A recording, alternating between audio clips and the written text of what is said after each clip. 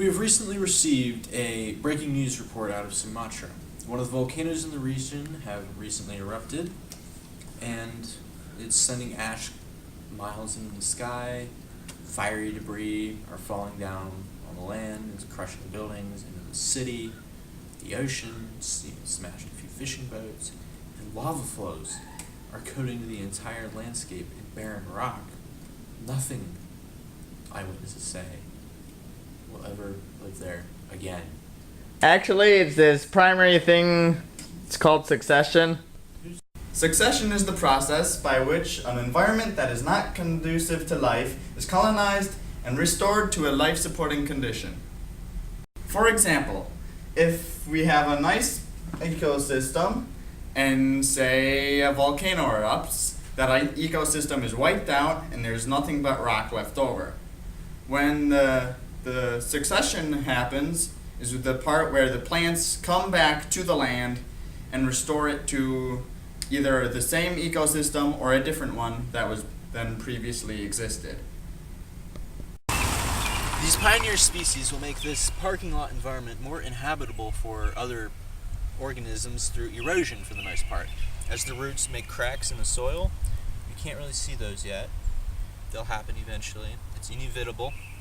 And those cracks will grow as the roots grow, and then water will get in them and freeze, and then water freezes, causes it to expand, which will force the concrete or rock or anything apart.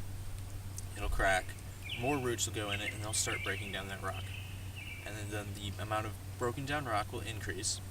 And then the plants will die, as all things do. And they'll decompose. And their remains will mix with the crumbled up asphalt or rock or sand or whatever parent material they create. And they'll add nutrients and organic material to that. And over a very, very long time, beyond the scale of human reckoning, most likely, thousands of years, maybe even 2 weeks, soil will be created.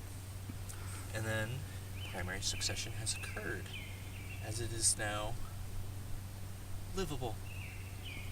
Secondary succession happens after primary succession when the ecosystem is already in place. As the smaller flora and fauna have become established, they provide the means for trees, which are larger organisms, to take root and begin growing. They then transition from the small trees that are very sun tolerant. They grow quickly and provide a shade on the floor of the forest for larger trees such as the white pine, and then eventually for hardwoods such as oak and maple. In the Northwoods, the succession usually begins with the occurrence of sun-tolerant trees such as aspen, birch, and balsam fir, which is a native invasive species. They are followed by more shade-tolerant trees such as the white pine, and later hardwoods such as oak and maple. Succession can be interrupted by certain processes. For example, in the Northwoods, the white-tailed deer are very prevalent. They generally eat everything except the balsam fir, which is why balsam fir is now a native invasive species. By curtailing everything else that would grow, they have interrupted the succession and sent it backwards.